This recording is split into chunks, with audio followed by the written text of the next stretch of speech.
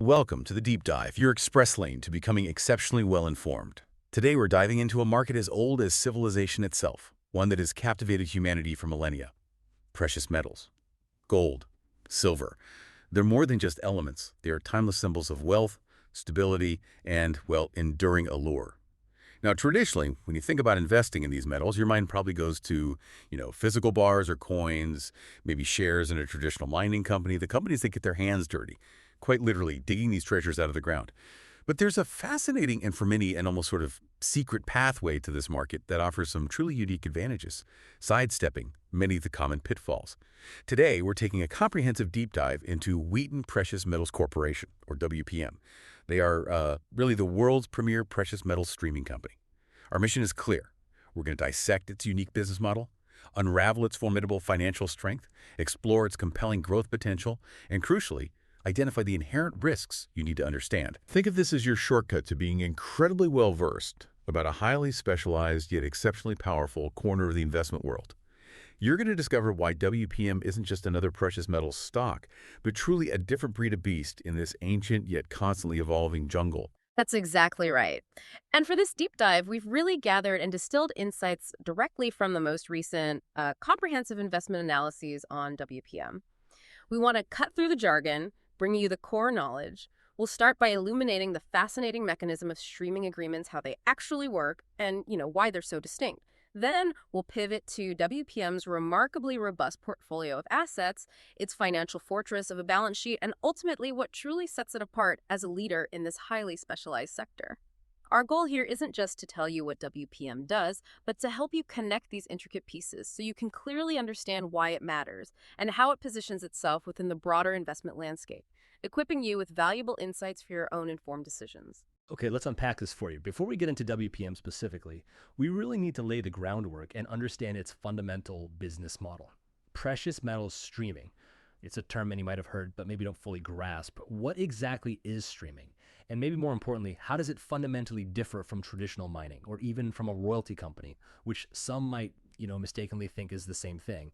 It's a critical distinction to grasp if you truly want to understand WPM's unique profile. It absolutely is. And truly, it's the foundation of WPM's entire unique profile and its competitive advantage. So when we talk about defining streaming, we're describing a contractual arrangement where a streamer, a company like Wheaton Precious Metals, provides a significant, often multi-million or even multi-billion-dollar upfront cash payment to a mining company. This upfront capital typically funds the development or maybe expansion of a mine. In return for that crucial capital injection, the streamer gains the right to purchase a fixed percentage of that mine's future metal production.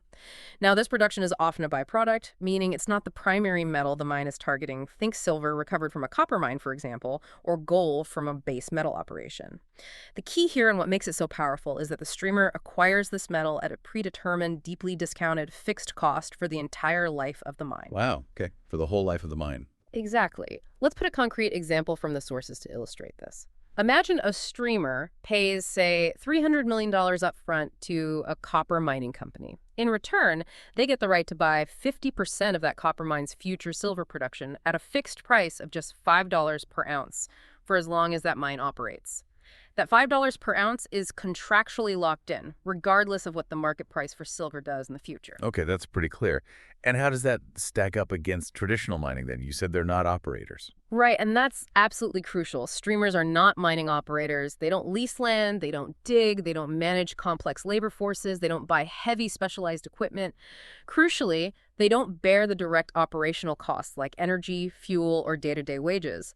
This fundamental difference is what provides an incredible insulation from the inflationary cost pressures that can absolutely cripple traditional mining companies. Miners are constantly battling rising costs, labor, energy, equipment, which directly eat into their margins. Streamers largely bypass those operational headaches. And the difference from royalties, because sometimes those terms get used interchangeably. They do, and it's an important distinction. A royalty typically is a percentage of a mine's revenue, for instance. You might hear about a 2% net smelter return, or NSR, on all sales. With a royalty, there are no ongoing payments once the agreement is signed, and crucially, there is no physical metal delivery to the royalty holder. It's purely a revenue stream, a check in the mail, so to speak. WPM, however, is really a pure play streamer. Now, they do have a handful of royalty agreements, for diversification, strategic reasons. But as of year-end 2024, their portfolio was heavily skewed towards 32 precious metal purchase agreements, or PMPAs, and only 5 royalty agreements. This heavy weighting towards streaming agreements is what fundamentally defines their particular risk-reward profile and their unique operational leverage. So, with that fixed cost structure and being insulated from so many of the traditional mining headaches, what are the big, almost structural advantages of this model for WPM? It sounds like they get the upside exposure to precious metals without having to take on many of the traditional mining downsides. What's the secret sauce here? You've hit on the core of it. The biggest advantages really revolve around powerful insulation and highly predictable, robust margins. Because the streamer's cost per ounce is contractually fixed at that deeply discounted rate, they enjoy remarkably predictable and consistently high margins. Our source material gives a great illustration. During the second quarter of 2025, WPM's average cash cost per gold equivalent ounce, GEO, was just $470, resulting in a staggering cash operating margin of $2,717 per GEO. Wow, $2,770 per ounce margin. That's huge. It really is. Think about that nearly $3,000 profit for every gold equivalent ounce they acquire. This kind of margin stability is almost unheard of in the typically volatile mining sector. It's a core tenet of the streaming model, giving them incredibly reliable cash flows. And beyond that, this fixed cost structure provides tremendous, almost amplified leverage to rising commodity prices. Think of it like this. Imagine you own a coffee shop, and your rent is fixed at $1,000 a month, no matter how much coffee you sell. If the selling price of your coffee goes up significantly, all that extra revenue beyond your fixed rent goes straight to your bottom line. WPM's fixed purchase price for metal acts like that fixed rent. When market prices for gold or silver increase, their cost per ounce doesn't change. This means that the entire increase in the market price flows directly to their top line, leading to margin expansion that can actually outpace the appreciation of the commodity itself. It's a powerful amplifying effect. That amplified leverage sounds incredibly compelling. Almost, dare I say, too good to be true. Every investment has its flip side, of course. So, what are the inherent downsides or significant challenges to the streaming model? It can't be all smooth sailing. No, you're absolutely right. There are certainly significant challenges that need to be carefully considered. The primary one is capital intensity. Securing new, high-quality streams, especially the big ones with major mining companies, requires substantial upfront payments. We saw this with WPM's activity in 2024, where they announced over $900 million in new transactions. To sustain growth and keep acquiring attractive new streams, a streaming company needs an exceptionally strong balance sheet and a very disciplined approach to capital allocation. This is a business where you need a lot of capital to play at the top tier. Okay, so deep pockets needed. What else? Another significant challenge is their reliance on partner operations. A streaming agreement is fundamentally a claim on physical ounces of metal. This means if the underlying mine becomes uneconomic for the operator, maybe due to technical issues, labor strikes, regulatory shutdowns, geological surprises, whatever, then production could curtail or even cease entirely. This would directly halt the delivery of ounces to WPM. Unlike a traditional miner who controls their own operations, WPM has no direct control over how its partners run their mines. So they're dependent. Exactly. This positions WPM as a more leveraged investment on both commodity prices and the operational success and financial health of its partners, especially when you compare it to a pure royalty holder whose claim is simply on revenue, not physical production. If the mine stops digging, the revenue stops for the royalty holder, but for a streamer, the physical metal stops flowing, and that's a different kind of operational risk. So what this foundational business model really tells you as a listener trying to understand WPM is why it offers such a unique risk-reward profile. They're not just buying a piece of the mine, they're buying a piece of its future output, with all the specific implications that entails for both profit and, well, potential problems. Okay, so we've dissected how this streaming model works, insulating WPM from a lot of typical mining headaches and giving them incredible leverage. But let's get into the specifics of Wheaton Precious Metals itself. You've often described their financial position as a fortress. What makes their balance sheet so exceptionally strong, and why does that really matter for an investor? That's a great question, and it's truly the bedrock of WPM's success. WPM's financial position is, without exaggeration, exceptional, often called a fortress balance sheet. As of June 30, 2025, the company reported over $1 billion in cash, and quite remarkably in this industry, zero debt. Zero debt. That's unusual. It really is. And this immaculate financial position is further bolstered by a fully undrawn $2 billion revolving credit facility.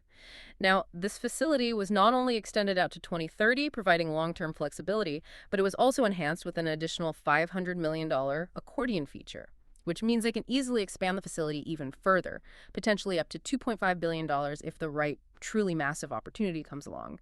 So when you combine that billion plus in cash with their undrawn credit line, WPM has over $3 billion in total liquidity, a substantial capital war chest or dry powder ready for strategic deployment. And being debt-free, especially now with rates higher, that must be a big advantage. Oh, huge. It's a massive strategic advantage. WPM is completely insulated from those rising borrowing costs that are hitting other companies. In fact, their substantial cash balance actually earns more interest income as rates rise, turning a potential industry headwind into a tailwind for them. This financial freedom lets them deploy capital opportunistically from their own cash reserves and strong internal cash flow. It means they can often secure more favorable terms on new streaming deals because they aren't reliant on external financing. They can really dictate terms. And this translates to cash flow. Absolutely. This financial strength translates directly into incredibly robust cash flow generation. The company had a record-breaking performance, over $1 billion in operating cash flow in 2024. They continued this strong trend into 2025, reporting $415 million in operating cash flow in the second quarter alone. And we mentioned that cash operating margin earlier, $2,717 per GEO in Q2 2025. That was a 37% year-over-year expansion, largely driven by a big 32% jump in the realized price per ounce, while their costs stayed stable. This is the streaming model working exactly as designed. And shareholders see some of that. Dividends. Yes, definitely. WPM is deeply committed to shareholder returns through what they call a progressive dividend policy. It links returns to the company's growth and commodity performance. We've seen consistent dividend growth from $0.42 per share back in 2020 to an implied $0.66 in 2025. And this dividend is incredibly well covered by their massive cash flow, roughly a 37% payout ratio, so it's sustainable while still leaving plenty of capital for reinvestment into growth. It balances immediate returns with long-term value creation. It's clear that a strong balance sheet isn't just about safety. It's a powerful tool that enables growth and enhances shareholder value in this capital-intensive business. But playing devil's advocate for a moment, is there ever a downside to having too much cash on the balance sheet? Or being completely debt-free? Does it limit their agility or perhaps suggest a lack of aggressive reinvestment? That's a fair challenge. And while some might argue that a company with excessive cash could be missing opportunities, for WPM, that liquidity is precisely what gives them their agility and competitive edge. In a capital-intensive industry like mining, the ability to write large checks for new streams, often on short notice, is a critical strategic advantage. Rather than suggesting a lack of reinvestment, it signals a disciplined, patient approach. They can afford to wait for the best deals, the ones that meet their strict criteria, rather than being forced into, suboptimal acquisitions just to spend capital. Their track record deploying hundreds of millions into new streams, even while maintaining this cash position, shows they are actively reinvesting, just very selectively. Yeah. So for WPM, that cash isn't sitting idle. It's really empowering strategic optionality. That makes perfect sense. Okay. So moving from the financial bedrock, Yeah. a company is ultimately only as good as its underlying assets. In WPM's unique model, their assets are actually the future production streams from the mines they've partnered with. So what does this portfolio look like, and what makes it genuinely high quality? WPM's portfolio is indeed strategically built for long-term sustainability, quality, and resilience.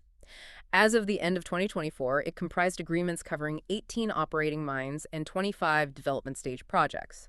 This extensive portfolio provides robust diversification across multiple critical dimensions, which is, crucial in the volatile mining industry. First, there's significant counterparty diversification. They've intentionally forged agreements with 33 different mining partners. These include some of the largest and most reputable industry leaders globally. Think Vale, Newmont, Glencore, Barrick Gold. Partnering with such well-capitalized, technically skilled operators is a primary way they mitigate counterparty risk. So they're dealing with the big players. Exactly. Then we see crucial geographic diversification. The underlying assets are strategically located across 18 countries. While they have a strong focus on the Americas cornerstone operations in Brazil, Salobo, Mexico, Peñasquito, Peru, and Taymana Constancia, this global footprint is essential. It helps mitigate single jurisdiction political or regulatory risks. If one country has issues, their exposure is spread out. And the metals themselves, gold and silver mostly. Primarily, yes. There's commodity diversification, too. Revenue mainly comes from a balanced mix of gold and silver. In Q2 2025, for instance, it was about 65% gold, 33% silver, and a smaller but growing 2% from palladium and cobalt combined. This balance gives exposure to different market fundamentals. Now, a core element and a real testament to their disciplined approach is the sheer quality of these assets. Management consistently emphasizes that a remarkable 93% of its attributable production comes from mines operating in the lowest half of their respective industry cost curves. Lowest half, so they're very efficient mines. Extremely efficient. This means these operations produce metal at a significantly lower cost than most competitors, making them inherently more profitable and, crucially, more resilient, even in periods of lower commodity prices. These low-cost producers are typically the last to shut down in a downturn, providing WPM with consistent production. Furthermore, the portfolio boasts an estimated average mine life of an impressive 28 years based on proven and probable reserves. 28 years, that's long. It is. In an industry where mine lives can often be much shorter, a 28-year average provides an incredibly long-term, stable runway for cash flow generation and significantly de-risks their future production profile. Now, while the portfolio is broadly diversified, it's also important for transparency to acknowledge a bit of a double-edged sword regarding cornerstone asset concentration. The Salobo mine in Brazil, operated by the global mining giant Vale, is arguably the most critical single asset in WPM's entire portfolio. In Q2 2025, Salobo produced roughly 75% of the company's total gold production for that period. 75% from one mine. That sounds concentrated. It is, and that's the risk side. Salobo is a world-class, extremely low-cost copper-gold mine, known for its longevity and scale. Vale's recent successful ramp-up of the Salobo 3 expansion project was a major positive and de-risking event for WPM, solidifying that production. However, yes, this level of concentration means that any unforeseen operational disruption, a major labor issue, or an adverse political development specifically impacting Salobo or Brazil could have a disproportionately large negative impact on Wheaton's near-term results. It's a calculated trade-off for having access to such a high-quality, large-scale, and historically reliable asset.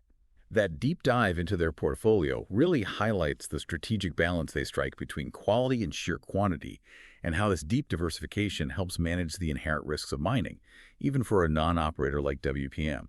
It's clearly about being smart where you place your capital.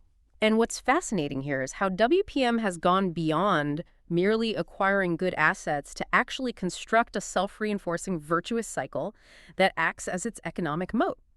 This isn't just about having a great collection of mines. It's about the way their operations and financial strength interact to create a powerful, sustainable, competitive advantage. It makes it incredibly difficult for others to replicate. A virtuous cycle, how does that work? Okay, so it starts with WPM's existing high-quality portfolio. Their current low-cost, long-life assets, like Salobo and Peñasquito we mentioned, they're cash-generating powerhouses. They produce substantial and highly predictable operating cash flow exceeded $1 billion in 2024 alone. This consistent, robust cash generation then allows WPM to maintain its pristine balance sheet, that billion-plus in cash, zero debt. This financial strength provides WPM with that immense capital war chest, over $3 billion in total available liquidity, that functions as dry powder ready to be deployed. Right, the fortress balance sheet we talked about. Exactly. Now, this is where the cycle really starts to differentiate them, creating that moat. The sheer scale and financial capacity become a key differentiator in the competitive deal-making environment. The world's largest, most attractive mining projects, the truly world-class ones, require significant upfront capital, often hundreds of millions, even billions of dollars. Only a handful of streamers globally can actually write those necessary checks without straining their own balance sheets. WPM's ability to fund these large deals makes it a preferred partner for major mining companies looking for capital. This often gives them a first look at the best opportunities. Miners trust their stability and track record. Ah, so the money gives them access. Precisely. And then successfully executing these large accretive transactions deals that add significant value further enhances the portfolio's quality and scale, which in turn generates even stronger cash flow. And just like that, the cycle restarts, stronger than before, solidifying their competitive advantage with each successful deal. That virtuous cycle makes perfect sense on paper. But let's play devil's advocate again. What would it actually take for a new, well-funded player, maybe a private equity firm with deep pockets, to break into this top tier and truly challenge WPM's dominance? Is it really unassailable, or are there cracks in that moat? That's a critical question, and it highlights just how formidable those barriers are. Deep pockets are a start, sure, but it's far from enough. A new player would need to assemble a highly specialized team, geologists, engineers, lawyers, financial experts to conduct rigorous due diligence on complex projects globally. More importantly, they'd need to build relationships and trust with the senior management of global mining companies. That takes years, decades even. It's not just about the money then. Not at all. These aren't just transactional deals. They often involve a deep understanding of the mining company's strategy. So while capital is necessary, the expertise and relationships act as additional, extremely high barriers. It's not theoretically unassailable. A truly massive, coordinated effort over many years could eventually make a dent, but it's an incredibly difficult and expensive path. It makes WPM's position relatively secure at the top. This self-reinforcing loop really solidifies WPM's leadership and creates those formidable barriers. So you're learning how a company can build a deep, structural competitive advantage beyond just having good assets. This moat is about much more than just the metal. It's about the financial and relational ecosystem they've built, making them resilient and enduring. Okay, so WPM has a phenomenally strong foundation built on that fortress balance sheet and high-quality assets. But what about the future? So what does this all mean for their growth prospects? Are they just sitting back, collecting metal, or are there clear, aggressive avenues for expansion on the horizon? WPM definitely isn't resting. In fact, they have one of the most robust and visible organic growth profiles in the entire streaming and royalty sector. And this isn't just, wishful thinking. Management actually forecasts an approximate 40% increase in annual production, a substantial jump, rising from a midpoint of about 635,000 gold equivalent ounces, or GEOs, in 2025 to over 870,000 GEOs by 2029. 40% growth in 4 years. That's significant. It's incredibly strong growth for a company of WPM's size in this sector. And crucially, this is a key differentiator. This growth is largely de-risked. It's not dependent on future speculative acquisitions or uncertain exploration success. Over 80% of its expected 5-year growth is significantly de-risked because it's coming from assets that are either already operating and expanding, are currently in construction with defined timelines, or are fully permitted and ready to go. This provides a high degree of visibility and predictability into their future production volumes and cash flows. It gives investors a much clearer picture. Okay, so it's growth you can almost count on. What projects are driving this? Right. Let's look at the pipeline. In the near term, meaning ramp up in 2025, we have significant contributions expected from Artemis Gold's Blackwater mine that hit commercial production in May 2025, immediately feeding ounces into WPM's stream. Then there's B2 Gold's Goose project, which had its first gold pour in June 2025, another new contributor. Mineral Park, Ivanhoe's Playtree are also expected to add meaningfully later in 2025. Looking further out, medium term, say 2026 to 2028, a second wave of growth is expected from projects like Rio 2's Phoenix, Allied Gold's Kurmuk, Silver Corp's El Domo, and Montage Gold's Coney project. And alongside these new projects, there are ongoing expansions and optimizations at cornerstone assets like Salobo, Marmato, and Voisey's Bay. These continue to contribute through improved efficiencies and throughput. It's a multi-layered approach. That's a truly impressive and detailed pipeline. And understanding how the type of growth de-risked and embedded versus speculative makes a huge difference in predictability. It's about knowing what you're buying into. This paints a clear picture. Absolutely. And beyond this strong organic pipeline, WPM remains a very active and highly disciplined acquirer of new streams and royalties. They announced over $900 million in new transactions in 2024 alone, which clearly demonstrates their ability to deploy significant capital into accretive deals. Management commentary from mid-2025 even indicated they are actively evaluating more opportunities than in previous years, likely thanks to their strong financial position and favorable market dynamics for streaming right now. Favorable dynamics, meaning? Yeah. Meaning the current environment, with high gold prices and maybe capital-constrained miners, creates fertile ground for new streaming deals. Miners need capital, streamers have it. The competitive landscape for the best deals is, however, quite intense. WPM, Franco-Nevada, Royal Gold, they all have strong balance sheets and an appetite for growth. In this environment, WPM's strategy is powerful, leveraging its robust organic growth. This strong internal growth engine allows them to be exceptionally selective and disciplined. They aren't pressured to overpay or chase growth just for growth's sake, which can be a trap. They can patiently pursue only opportunities that meet their strict criteria for quality, fit, and returns.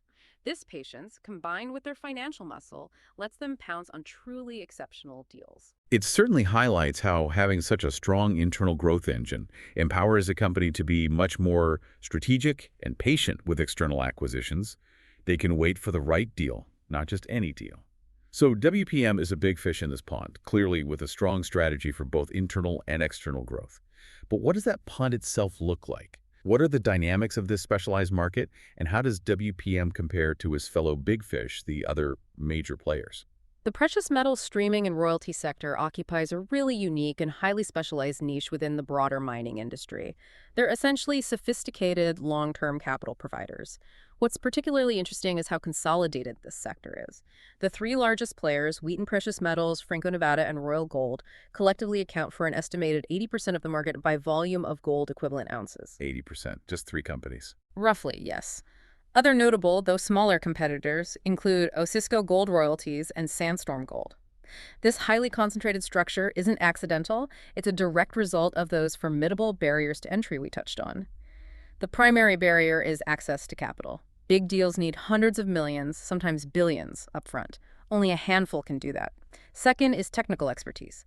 Evaluating mining projects is incredibly complex geology, engineering, economics. You need a deep bench of experts. That takes time to build.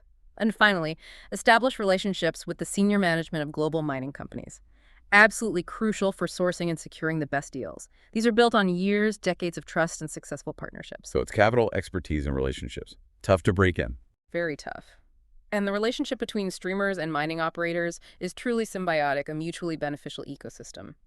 For miners, especially when equity or credit markets are tight, streaming offers flexible, non-dilutive, often less expensive capital. They can monetize a byproduct asset to fund their main operation without giving up equity or taking on more debt. For streamers like WPM, this creates a steady pipeline of high-quality investment opportunities, especially when traditional capital is scarce. It's often a win-win. Understanding these market dynamics helps you appreciate why this isn't a crowded space and why established players hold such a powerful advantage. That raises an important question then. How does WPM stack up against its direct peers, like Franco-Nevada and Royal Gold, who operate in this same elite space? Let's break down the key metrics and, more importantly, the strategic differences. It's absolutely essential to look at the peers, as each major player, while using a similar model, has a slightly different strategic approach and risk profile. Understanding these nuances is key. Let's start with Wheaton Precious Metals, WPM itself. As we've established, WPM is the largest by revenue and production in the pure streaming royalty space. Clear streaming focus, highly leveraged pure play on precious metals, relatively balanced between gold and silver. Key differentiator. That strong, visible, 40% organic growth outlook by 2029. Market cap around $42.5 billion USD, often seen as the most direct way to get streaming exposure. Okay, that's WPM. What about Franco-Nevada? They're often mentioned together. Right. Franco-Nevada, FND, currently the largest by market cap, around $47.6 billion CAD. FNV boasts arguably the most diversified portfolio, over 430 assets. Crucially, this diversification isn't just precious metals royalty streams, but also includes a significant energy royalty business, oil and gas. This broader diversification offers a different risk profile, potentially more stability if precious metals dip, but maybe muted upside in a strong PM bull market.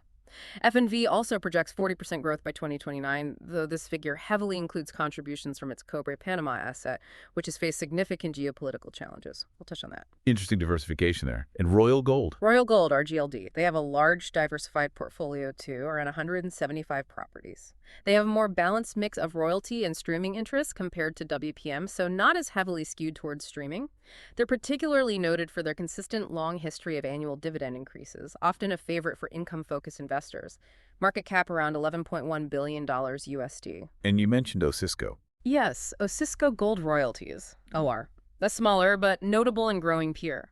Over 185 assets, heavily concentrated in top-tier jurisdictions, Canada, USA, Australia. That appeals to investors looking to minimize geopolitical risk. Anchored by a cornerstone 5% NSR royalty on the Canadian Malartic mine, a huge North American gold mine.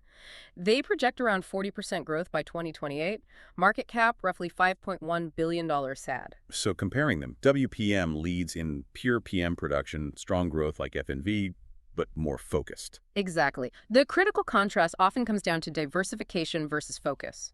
F&V offers broader diversification, including energy. WPM provides more concentrated precious metals exposure and a heavier streaming focus. That sharper focus, because of the fixed cost model, provides greater upside leverage in a rapidly rising precious metals price environment. But it also inherently carries a higher degree of risk if there's a prolonged low price environment or significant operational issues at key streaming assets, as their revenue is less diversified. This comparison is absolutely vital. It shows you that even within this niche sector, there are different strategic approaches. WPM's sharper risk-reward profile is a direct result of its streaming-heavy model, not one size fits all, even for these top players. Understanding those nuances is key.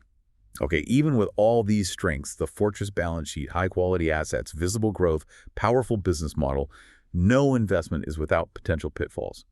What are the key risks you absolutely need to understand when considering Wheaton precious metals so you can weigh the full picture? The most significant and fundamental risk for WPM, like any company in these markets, is its direct link to commodity price volatility. Their revenues, earnings, cash flows all directly tied to market prices of gold, silver, palladium, cobalt. A prolonged or significant decline in precious metals prices would undoubtedly have a direct and material adverse effect on their financial performance and the underlying value of their streams. Now, while the streaming model provides that excellent margin protection due to fixed costs, their profit per ounce stays high, it doesn't eliminate top-line revenue declines. Right, less revenue overall, even if the margin per ounce is good. Precisely.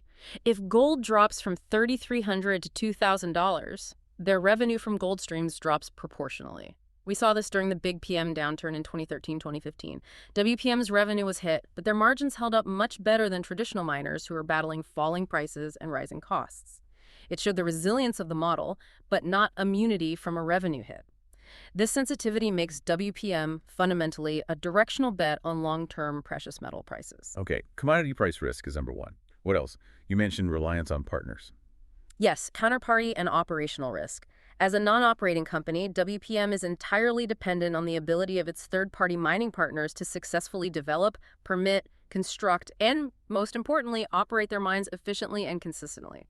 WPM has no direct operational control. So things can go wrong at the mine site itself. Absolutely. This exposes them to a range of critical risks: potential operational disruptions, technical challenges, equipment failures, labor strikes, bad weather, geological issues, anything that impacts production quantity or timing. There's also risk of project delays and cost overruns. Development projects and their growth pipeline might face delays or need more capital, deferring or reducing future cash flows to WPM. And importantly, there's the risk of the operator's financial health. A partner in financial distress might underinvest, curtail production, or even try to renegotiate agreements in a worst-case scenario. Has this actually happened? Any examples? Yes, the production decline at the Stillwater mine in the U.S. is a recent, tangible example. The operator, Sibanye-Stillwater, put a portion of it on care and maintenance in late 2024 due to tough economics for platinum group metals. WPM's attributable palladium production dropped significantly as a direct result. It shows how WPM is ultimately subject to its partner's execution and strategic decisions. Okay, so operational issues at the partner level. What about broader country risks? Geopolitics. Definitely a factor.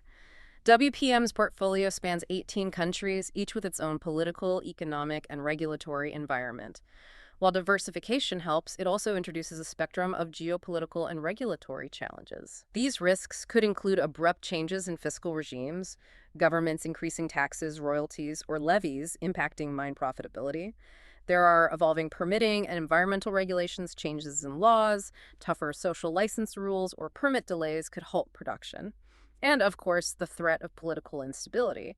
Civil unrest, anti-mining government policies, or even outright expropriation of assets could severely disrupt operations and impair WPM's investment. That sounds severe. Any recent examples in the sector? The temporary shutdown of the Cobra Panama mine in Panama, a major asset for competitor Franco-Nevada, serves as a stark reminder.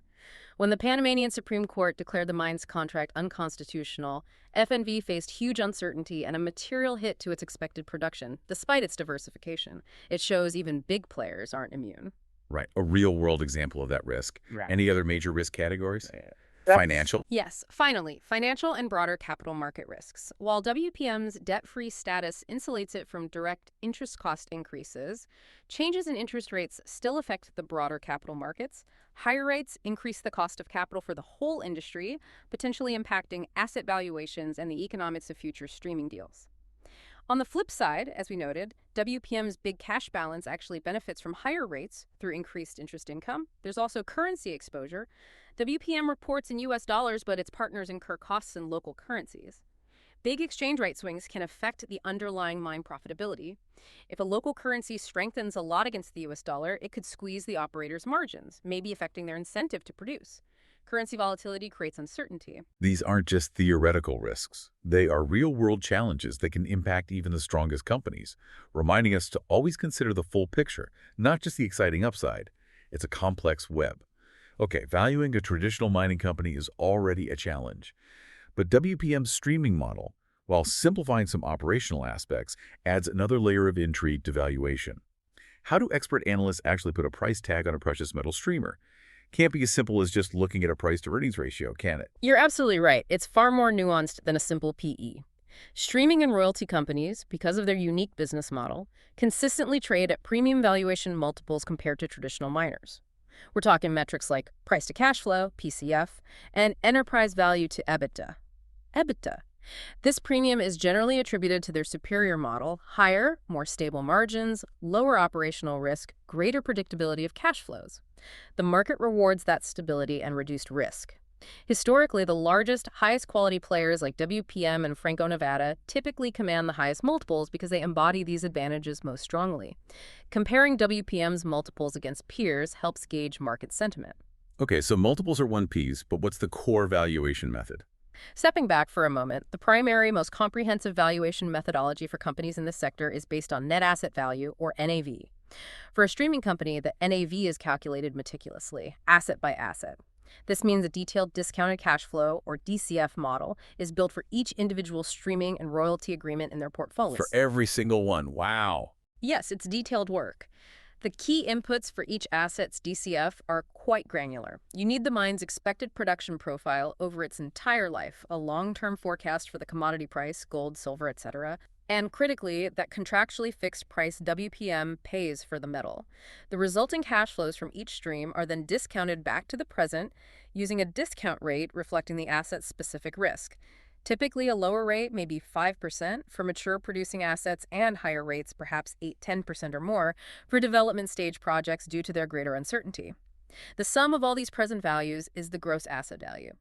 Then you subtract corporate G&A, add net cash to get the total NAV. Divide by shares outstanding for NAV per share. It's a fundamental bottom-up approach. That's a very detailed process, but what's this optionality value I often hear about? It seems to make streamers trade at a premium, often significantly above their calculated NAV. Sounds like something beyond just the sum of the parts. That's a great question, and it's a critical component that truly differentiates these companies. Streamers typically do trade at a premium to their calculated NAV, often 1.5x to 2.0, sometimes higher. This premium reflects what we call optionality value. This is the potential for additional future production that wasn't explicitly factored into the initial NAV calculation. It comes from things like mine life extensions or entirely new discoveries made by the operator on the land, covered by the original stream agreement, for which WPM, the streamer, pays no additional capital. So they get extra potential production for free, essentially. Exactly. Think of it like buying land with a house. You pay for the house, but if later valuable minerals are found under that same land by the original owner, who's still mining, you, as the stream holder, benefit from that extra production without paying another cent. Your fixed purchase price stays the same, but your incoming ounces increase. It's a free growth option embedded in the deal. This optionality is incredibly valuable because it represents potential future growth and cash flow acquired for free, giving the streamer a compounding advantage over time. That makes sense why the market might pay a premium for that. Is there also a corporate-level valuation? Yes, in addition to the asset-based NAV, a corporate-level DCF model is also a common tool, especially for established players like WPM. The key inputs for a WPM corporate DCF are relatively straightforward, given their model's predictability. First, the production forecast. WPM's detailed 5- and 10-year guidance provides a strong, de-risked foundation, making this input quite reliable compared to miners. Next, and this is undoubtedly the most critical and sensitive assumption, are the long-term commodity prices. The valuation is highly dependent on the long-term price deck used for gold, silver, etc. Small changes here can have a big impact. So your view on gold prices really matters. Fundamentally, cash costs, as we know, are relatively predictable due to those fixed purchase prices. And finally, the discount rate, or WACC. Given WPM's lack of debt, the WACC would be heavily skewed towards the cost of equity, simplifying that part. And that sensitivity to metal prices, how big is it? It's significant and worth reemphasizing. Any evaluation of WPM is, fundamentally, a directional view on long-term gold and silver. The company itself highlights this leverage. A corporate presentation from late 2023 included a sensitivity analysis showing that a 50% increase in commodity prices could lead to a staggering 64% increase in their operating cash flows. Wow, 64% cash flow increase from a 50% price jump. That's amplified leverage right there. Exactly. This data powerfully demonstrates the model's amplified leverage. This high sensitivity drives both potential upside and downside in the valuation. It makes WPM a powerful vehicle for investors with strong conviction on precious metals prices. That's incredibly insightful. Valuing these companies truly demands a holistic understanding, combining meticulous asset-level analysis with a clear view on the broader commodity market. You need to see how all these factors interact. Okay, let's bring this all the way up to today, connecting all these analytical pieces to the current reality. What's been happening with WPM operationally in the very recent past? And how have the big macroeconomic shifts of 2023-2025, particularly the strength in precious metals, but also inflation and higher rates, actually impacted them? Let's connect the analysis to the dynamic present. Looking at WPM's recent operational performance, the second quarter of 2025 showed pretty robust results. It signaled strong execution on their growth pipeline and the resilience of their cornerstone assets. Attributable gold equivalent ounce, GEO production, increased by a healthy 9.5% year over year. This positive performance was predominantly driven by strong contributions from key assets. Notably, the successful ramp-up of the Salobo 3 expansion by Vale in Brazil was a significant positive, boosting attributable gold from that key asset by a remarkable 10%. Salobo 3 coming online, that's big for them. Huge. It's a major capital project for Vale, and its completion provides a significant de-risked boost to WPM's gold stream for decades. Additionally, the start of commercial production at Artemis Gold's Blackwater mine in May 2025 also began contributing to WPM's volumes, representing a new, significant, long-life gold stream coming online. So mostly positive on the operations front. Mostly, but the portfolio also experienced some operational challenges, which really serve as vivid illustrations of the risks we discussed. At Newmont's Peñasquito mine in Mexico, attributable silver production declined by 7% year over year. This wasn't a major failure, just normal mine sequencing moving to an area with lower silver grades, a reminder of natural fluctuations. More significantly, production from the Stillwater complex in the U.S. declined, with attributable palladium down a substantial 44%. 44%. What happened there? That occurred after the operator, Sibanye-Stillwater, made a strategic decision to place the Stillwater West operations into care and maintenance in late 2024, basically due to challenging economic conditions for platinum group metals. These events vividly underscored that inherent counterparty risk.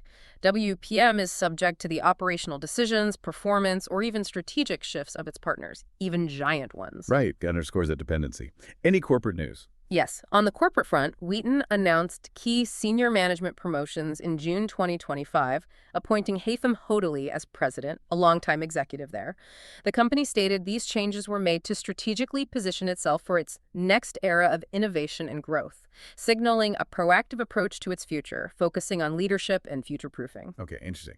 Now, stepping back to the macro view, how has the economic environment of the last couple of years played out for WPM? Strong metal prices must have helped. Putting this all into a broader context, what's fascinating here is how the macroeconomic environment from 2023 through 2025 has been a powerful tailwind for Wheaton. Precious metals prices have been exceptionally strong, providing a significant boost.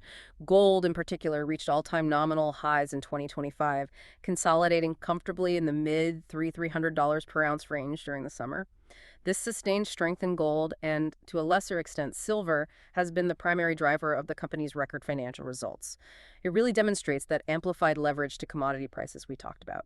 High metal prices mean more revenue for WPM from its fixed cost streams. So how have the other big macro forces, specifically higher inflation and the rapid rise in interest rates, played into this? Benefit or hindrance? or a mix? It's been a mixed story, but largely beneficial for WPM's unique model, actually. WPM's model is largely insulated from direct operating cost inflation.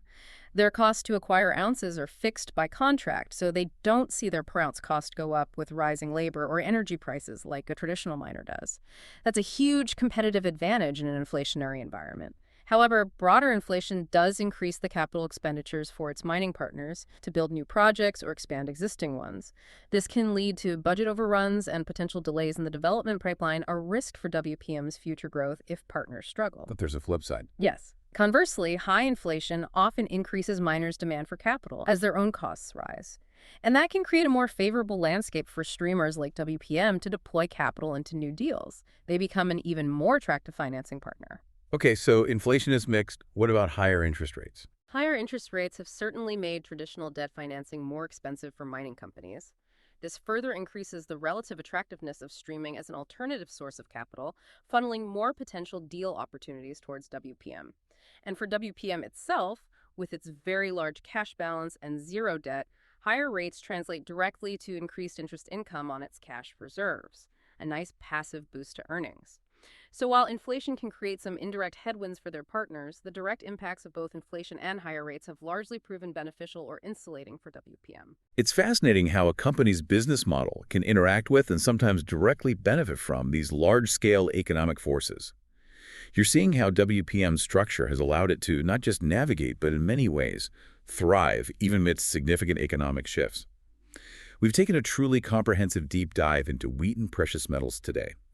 We've unpacked its unique business model, its formidable financial strength, its impressive growth engines, and the complex interplay of risks and opportunities that define its place. It's been a fascinating look at a highly specialized, yet incredibly powerful corner of the investment market. Indeed. We've highlighted WPM's high-quality asset base, its fortress balance sheet, and that visible de-risked growth pipeline that collectively position it as a leader. Its leveraged business model offers significant upside exposure to precious metals prices, but this also comes with that inherent dependence on its mining partners' operational success and the broader macroeconomic conditions. It's a balance of immense opportunity and specific, manageable risks. What really clicked for me during this deep dive is how this streaming model fundamentally re-engineers risk in an inherently risky industry. It's almost like a financial innovation applied to the oldest asset class on Earth. It redefines what it means to invest in gold and silver, moving beyond the pick-and-shovel risk to a more refined capital partner model. What's the biggest takeaway for you looking at WPM that you think our listeners should truly sit with? That's a good question. For me, the biggest takeaway is understanding the growing importance of capital in the mining sector. Traditional mining is facing increasing capital requirements, tougher environmental regulations, more geopolitical hurdles.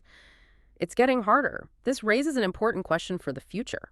As global demand for precious metals continues to evolve and the challenges for traditional miners intensify, will the streaming model become not just an attractive alternative financing option, but perhaps the dominant way to gain exposure to future precious metals production? It's a thought worth mulling over, I think, as the entire industry continues to adapt and evolve in this complex global landscape.